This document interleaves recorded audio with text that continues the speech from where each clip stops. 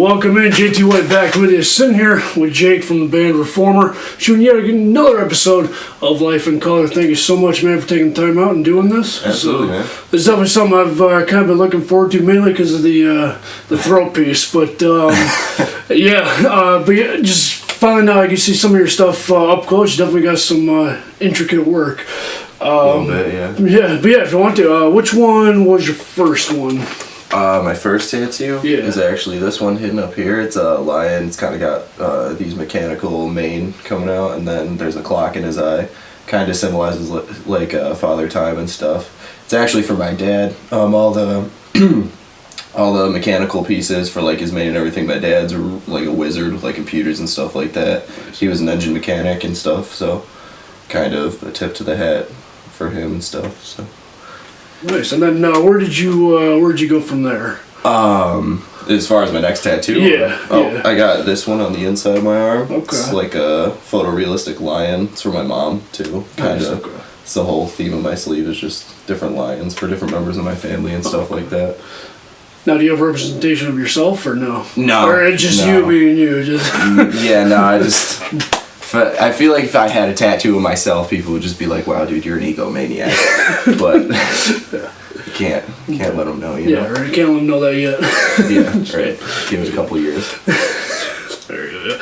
And then what's the rest of the sleeve? All right, so I got this lion on the ditch of my arm. It's for my brother, and then I got one on the back. That's also for my sister. This one's kind of screaming because you know. And then I've got the Rochester Flower City on the back of my elbow, Nice. surrounded by lilacs, obviously because of the Lilac Festival and everything like that. I got Pride Rock right here going down into my hand just because The Lion King was probably one of my favorite movies growing up.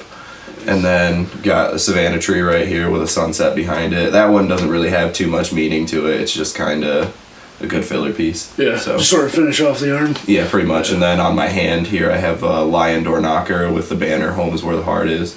Obviously, the whole theme is kind of like themed around my family and stuff like that in the city of Rochester.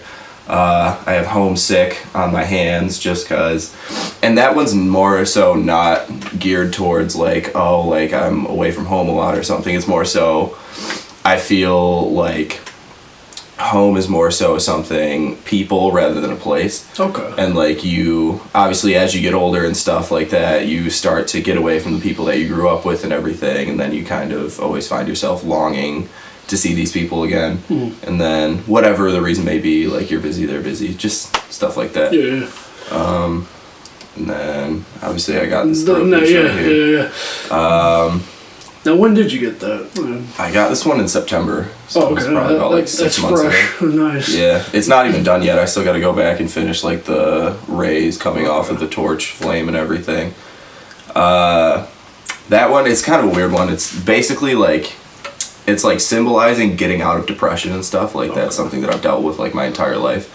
So the torch is just kind of like you got to keep moving forward and everything, and even though like literally everything's just dark around you, just keep on the straight and narrow and everything will be all right. So then on your right arm, what do you got? This is all stuff from like the Book of Revelations in the Bible. Like I've got the 7-headed monster that comes out of the sea, and then I've got some trumpeter angels up here that are basically just sounding the trumpets, and then I've got like a big portrait size of give or take the same thing, and then down here this like it's like a kaleidoscope type deal. It basically symbolizes all the seven archangels in the Bible, and then obviously I got a lot more work that needs to finish it all up. So yeah, nice. Yeah. Now, just sort of with today's society and the way it is, and everyone's saying you can't get a job. People look down on you because you do have tattoos, and obviously you've taken the whole thing right down to your knuckles and everything. Do you ever get any remarks about that, or not really? Not as much as people like to think. Okay. Usually, I mean, especially having like a neck tattoo, there's not so many people that stand and look down on me now. I mean, it obviously happens every now and then, but I definitely feel like as a society we're gearing towards the fact that like, all right, this isn't taboo anymore, because most of the time like it'll be middle-aged to older people that tell me like, oh, like they really like my tattoos, and they'll especially point out like the neck tattoo. Yeah. But other than that, I mean, not really, except for the occasional somebody who's just like, why would you do that? But I mean, it is what it is. Yeah. You're gonna deal with that. No, even if it weren't tattoos, it would be something else. Someone would be like, "Why would you do that?" And, like, it is what it is. It's true. Yeah, why would you listen to that heavy metal stuff? You can't even understand what they're saying. You get that one a lot. And then, you got anything else or no? I've got a big eagle on my chest. That one's I had a like super close family friend that was in the military, passed away over in Iraq. Oh, okay. And then I've got a big like wolf's head on my stomach. That one doesn't really mean much. It's just kind of I really like traditional tattoo art, and like the wolf's heads that they always have are always like the coolest things I've seen. So I just got that done on my stomach. Nice. And yeah, that's pretty much it. Damn. So you're just like, screw it, go big or go home, huh? Yeah, pretty much. That's how I'm doing it. I like it. I like it. So then just obviously mentioned your right arm. You got to finish that off. But anything else you got planned right now, or not really? I'll probably do my back eventually. Probably my legs too. We'll see though.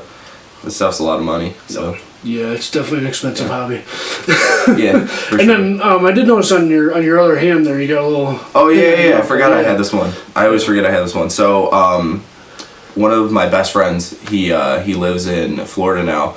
But he's got the matching one. He's got it up on his shoulder. Okay. And it basically just symbolizes like brotherhood and stuff like that. So what kind of advice would you give for people As far as going out and getting tattoos? A, do your research before you go out. You never want to deal with infection because that's pretty brutal.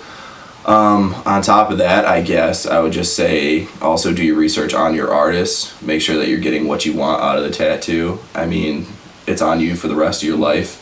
So if you're going to go out and get it, be willing to spend the extra money to get a product that you're going to be happy with at the end of the day, rather than spending $20, $30 and getting some piece of shit that you're going to hate in like 2 years, and then you're going to want to get it covered up, and then it's going to cost you even more money to get it covered up. Yeah. So you might as well just do it right the first time. And then obviously when you're taking care of it, don't like mess around. Yeah. Because there's a reason why tattoo artists tell you to do exactly what they say when it's happening, because that could ruin your tattoo if you don't do it. Any plans coming up for Reformer?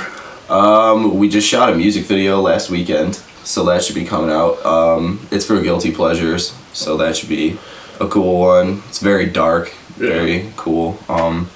And then obviously April 6th we're playing with The Devil Wears Prada at Harmony House, so that'll be cool. Show. Yeah. That's gonna be fun. I mean, we've got a couple other stuff that we're in the works of doing right now, but it's too early to be talking about yet. Yeah, so. right. Yep. In the works. You're always in the works. Yeah, I'm always doing something. Always locking myself in my room, playing guitar, or writing songs. So Pretty much. there'll probably be new stuff sooner rather than later. And that is one thing I noticed, because like I've seen you at a few shows, I've ran into a few shows, and it's kind of one thing I do like is, and it kind of reminds me that yes, you guys are musicians, but you're also fans. Because like I've seen you jumping into pits before, just swinging dude. around and stuff. Throwing. We're all throwing. We have a good time.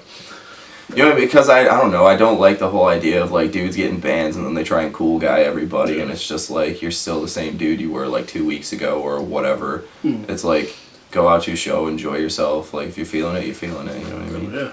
Yeah. Especially the 100th show. That was a fun one. Dude, 100th is so fun. 100th is so fun. Oh yeah, I've seen you a couple times. You just jump in there, just freaking windmill in there. That was a lot of fun. Yeah, that was a lot of fun. But yeah, no, I just want to say thank you so much, man, for sitting down and talking. So keep an eye out for these guys, Reformer. They're gonna be hitting it big real soon. So yeah, thank you so much, dude. Absolutely, brother. A lot of fun, Thank man. you. Thank you. Yeah. Life in Color, guys. We'll see you later.